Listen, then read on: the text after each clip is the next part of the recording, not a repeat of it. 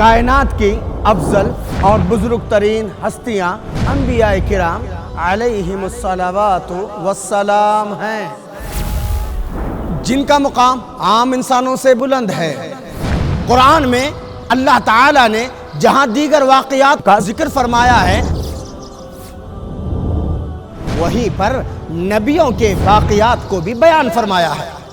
मुस्नद अहमद इब्न humble की रिवायत के मुताबिक कमोबेश 1,24,000 अंबिया किराम आए, जिनमें 313 साहिब किताब यानी रसूल थे। कुरान करीम में नबी करीम सल्लल्लाहु अलैहि वसल्लम समेत 25 नबियों का जिक्र मिलता है। नबियों के वाक़यात बयान करने में अल्लाह ताला की बेशुमार हिकमतें पिन्हा हैं। नबियों के वाक़यात सुनाने से कुरान के मकसद को जानने समझने के लिए देखिए प्रोग्राम नबियों के वाक़यात कुरान से, सिर्फ मर्सी टीवी पर।